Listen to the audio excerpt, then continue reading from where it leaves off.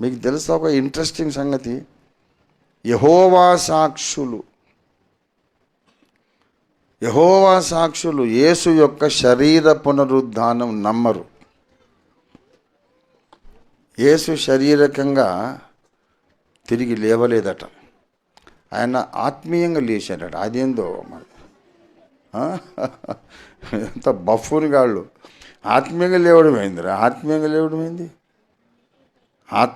లేవడం అంటే మనము బాప్తిస్మం పొంది మళ్ళీ నీళ్ళలోంచి బయటకు వచ్చినప్పుడు మనం క్రీస్తుతో కూడా లేపబడ్డాం. అది ఆధ్యాత్మికమైన సమాధి, మళ్ళీ పునరుద్ధానం, అది వేరు. యేసు ప్రభు వారు శారీరకంగా తిరిగి లేచాడు. నాకున్నటువంటి ఎముకలు మాంసము భూతానికి ఉండవు, నన్ను పట్టుకొని చూడమని పిలిచి రుజువు చేశాడు ఆయన. యెహోవా సాక్షులు ఇంకోటి వాళ్ళ విశ్వాసం ఏంటంటే,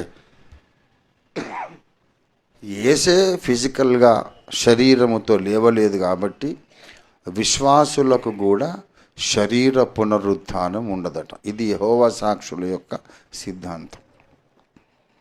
Jehovah Witnesses do not believe in the physical resurrection of believers. Oswald Smith గారు ఒకసారి వాళ్ళతో ఆర్గ్యూ చేసి అన్నాడు, మరి తీర్పు ఎవరికి జరుగుతుంది?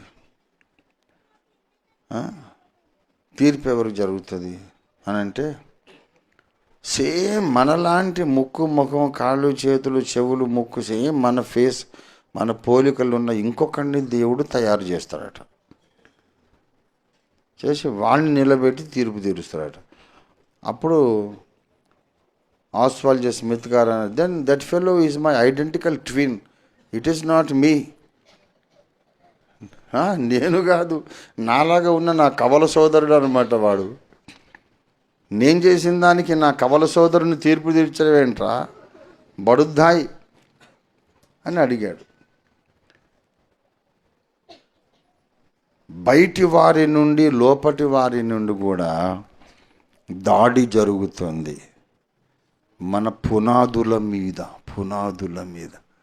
క్రైస్తవ సంఘానికి పటిష్టమైనటువంటి సిద్ధాంత పునాదులు ఉన్నాయి. మన విశ్వాసములు మనం స్థిరంగా ఉండాలి. దేవునికి స్తోత్రం కలుగును గాక. ఎవడైనా ఏది